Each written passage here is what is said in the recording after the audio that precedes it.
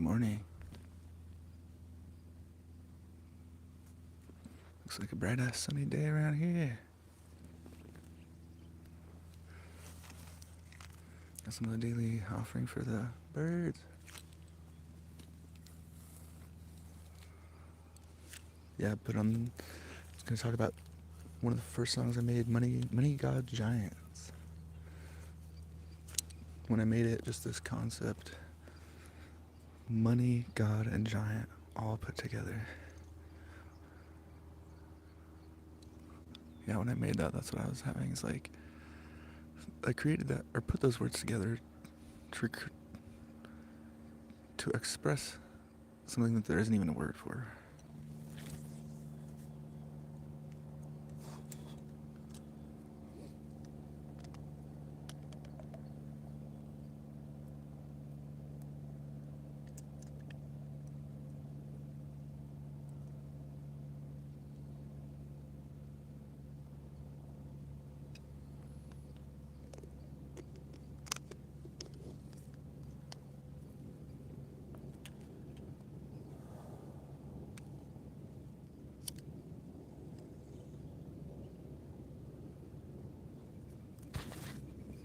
Good morning out there.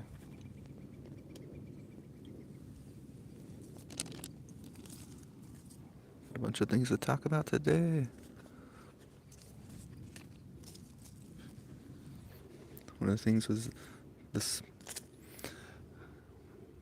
I made this song a while back and called it Money God Giant to kind of capture this idea of like there's these giants out there, not even like a single person. It's just like an energy that people are feeding off of. And yeah, money and God, those two words and those two whatever are like really connected. And like in this, they're like giants. Like I don't know, it's fucking. Good morning. Yeah, it's definitely hard to really put into words and explain, but that's why I called my song that Money God Giants, was to kind of capture this idea that there's these huge entities out there that are using currency and this idea of God to just take and take. It was one of my older songs. I think it's one of the first ones I put on my YouTube channel. Definitely some mistakes back then, but really worth checking out. And then one morning I woke up and there was this pastor on TV, and he's just like asking for people to call in and give money. And I've always had a hard time with organized religions, but that morning specifically I was like, fuck this. I just kind of recorded that dude's voice a little bit, threw that in the song too. It's definitely great experience, great time. Let's see, I got a bunch of other shit to talk about though. So one thing I always talk about is I've been on this spiritual journey for a good like 8 months. Just like really hardcore for like 8 months it seems, and there's been these gifts and these tools. The tools for my spiritual journey so far have been this yoga mat, which in the spirit world is a canoe, represented by a canoe. And then fire, which in the spirit, or fire in the spirit world, and here it's represented by chanting Om. So basically, break down these two tools real quick. Is like when I started my practice here at my house with my yoga mat, which is my canoe in the spirit world. My canoe allows me to like kind of be sitting on top of this ocean of emotion, or the ocean has all this like pull to it. So now that I have my yoga mat, my canoe, and I can sit on top of all that, it's totally different than being in it. Totally fucking different. And so for a long time, I just did my practice and just completely satisfied and content with being in my canoe on this ocean, just finally above, and never even like thought there would be more than that. And then all of a sudden one day during a meditation I saw an island and it had a cave at the top. Usually these flashes will come at the perfect time when I'm already like have something that's going through, and then a flash will come. And so I noticed them in a different way, and sure enough, this one with the island and the cave, I knew it was something, and I think it was the next day a customer told me to chant Om when I'm doing meditations, and now I've had this Om symbol tattooed on my head for fucking years, but I've never chanted Om. And so I did it that following day, and and that was when I arrived at the island. At the same time I started chanting Om, I saw myself on the beach. And so then the fire, which was on the beach, I have this fire. Now, in reality, I can go out and take my foundation into the real world. And if I struggle out there and I don't have my canoe, my yoga mat, then I chant Om. And there you go. It's pretty badass.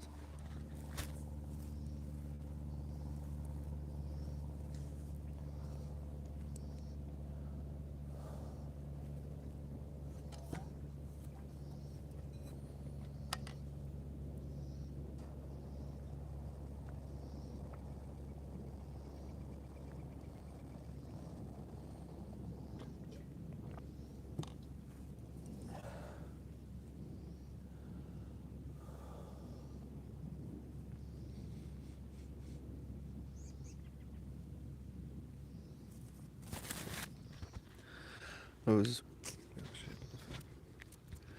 trying to go with the flow a little bit here and there and see what it brings up. And one of the things this morning, I thought about my grandma, my mom's mom, before she passed. And um, she came over here one time. I was definitely struggling in life, going through a drinking phase. And she came over and fucking told me I had demons. And man, that just always stuck with me. I was like, I was like, what the fuck? Why would my grandma say that? I was definitely really drunk at the time. And yeah, I got a lot of like past bullshit that's fucking weighing me down. That's what I was drinking. And that's what she was referring to. But for me, I couldn't see it. I couldn't understand it at the time. And I couldn't even understand it till I finally got my demons in check. And only then did I even realize, oh wow, I didn't even think I had demons. But demons is just a way of describing, basically past events that have fucked with you so much and you hold on to them, and not even in a conscious way, in an unconscious way, holding on to these past events, and they just fuck with you and fuck with you, and until you fucking stand up to those and get them in check and put them in order, and have understanding about it. And that's what she's talking about.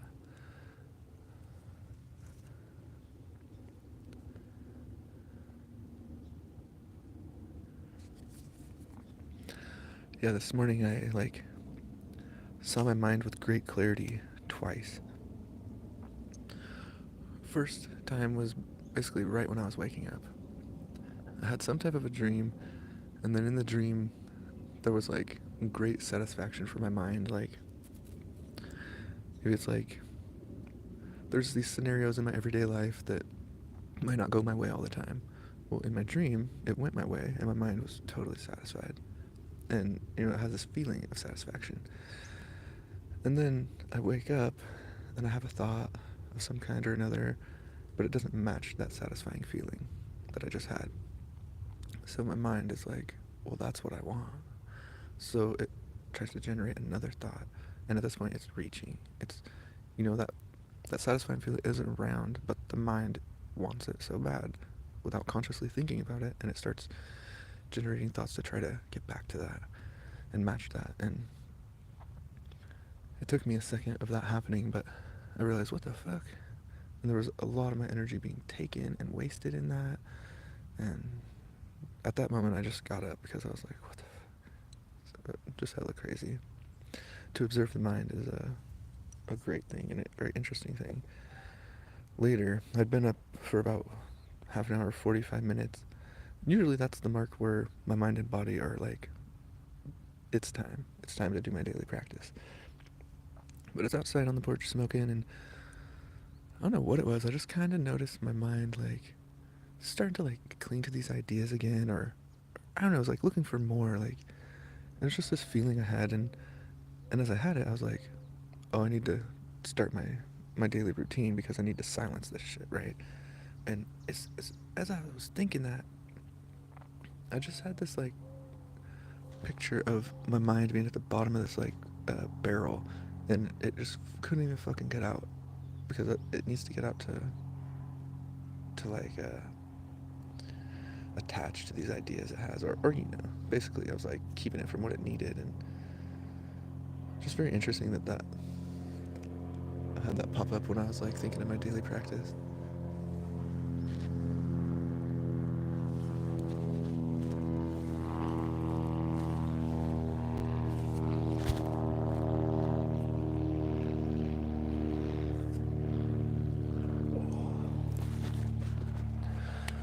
Probably gonna be another quick one today.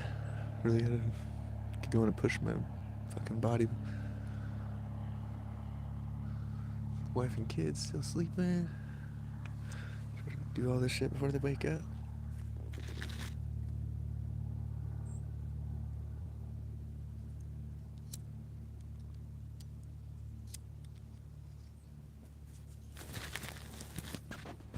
I just always find my center, helps me get my mind right for the day.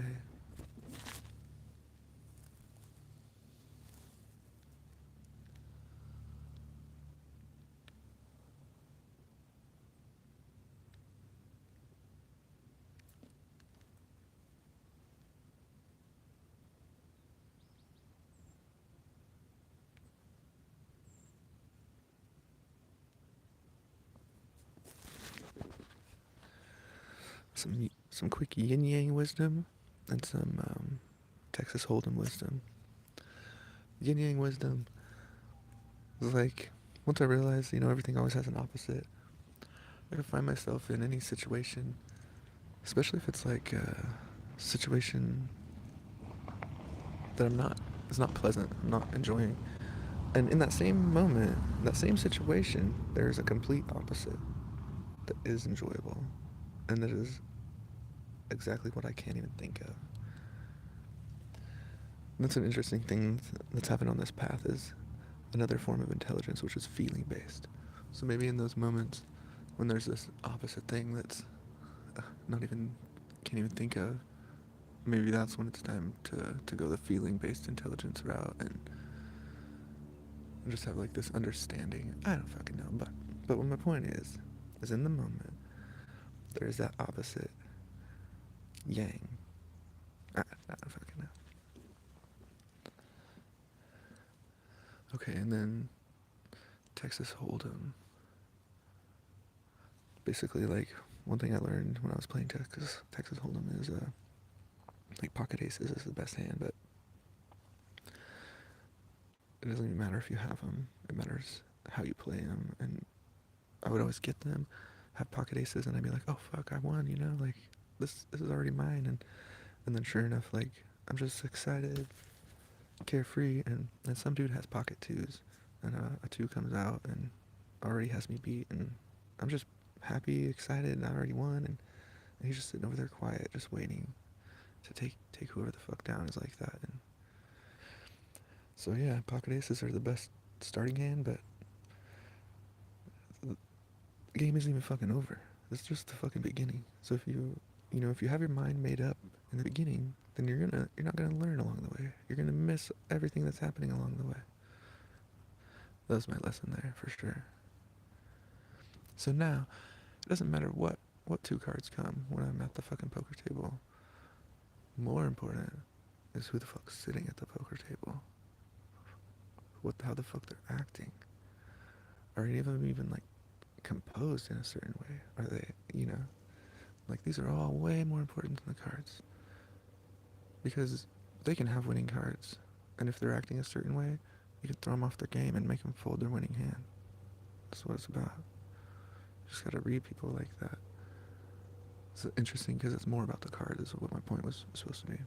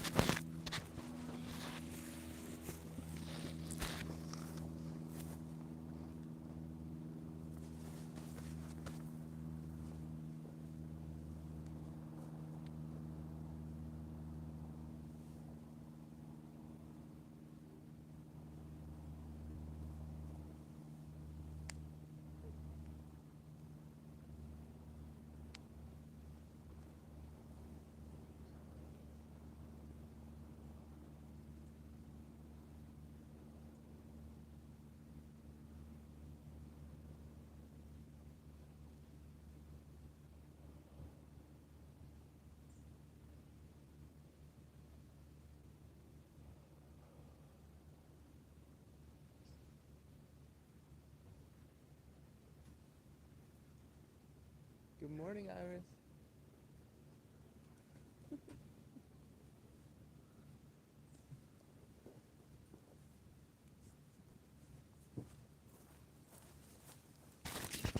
Alright, looks like that's it for today. Hey, cutie pie. Come here.